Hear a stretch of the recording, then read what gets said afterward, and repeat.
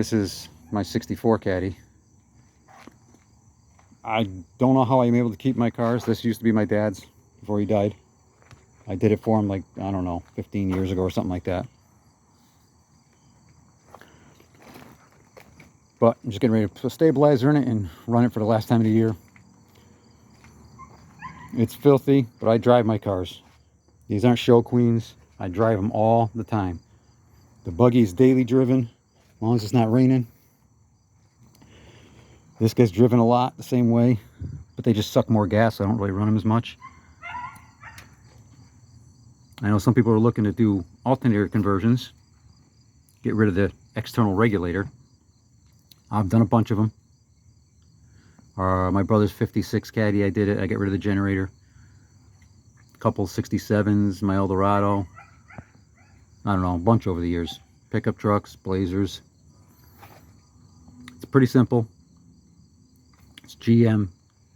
You see this brown and white wire? It just comes off this one post of the alternator.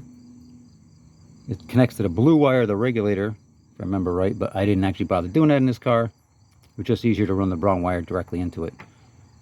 Do away with all the regulator wiring, so it's never going back. And then this here, obviously, this is the main live that goes from the alternator. On this car, it goes to the starter, and then back to a junction. My Eldorado, I ran it directly to the battery, which is a very good way to do it. You know you're getting full charge, you can run a bigger wire.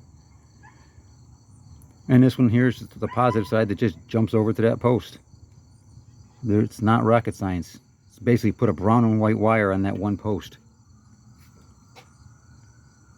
I don't remember this alternator, where it came from. God, it looks terrible. It's not even that old. I think it's probably 10 years old. It's probably only got like 3,000 miles on it. And I've used the 70 Corvette. It was my go-to. Sometimes I reclock them depending on the car. It's not hard to clock an alternator.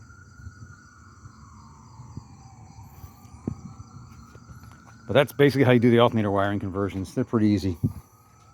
I just did motor mounts in this thing. That was a bear. I did exhaust, steering box. I don't know if you can see the steering box down in there. So I put a stainless exhaust on it. And the steering box was a custom box I had done. So it's no longer 4 turns clocked one side to the other. It's a 3-turn box. So now I don't have to be like a tractor trailer driver every time I want to take a 90-degree corner.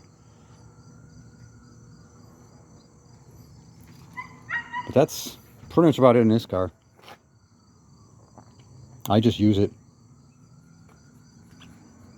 I did disassemble this whole thing at one time. All these wheel wells, everything's all been sandblasted and painted at one time. Everything was painted apart, basically. Not the fenders, but all these grill pieces, the center strip, none of that was together. Headlight buckets, all was off the car. It was a pretty clean car to start with, though. Wasn't like it was rotted to death. I even got fussy. I'm kind of a little fussy. I don't know if you can see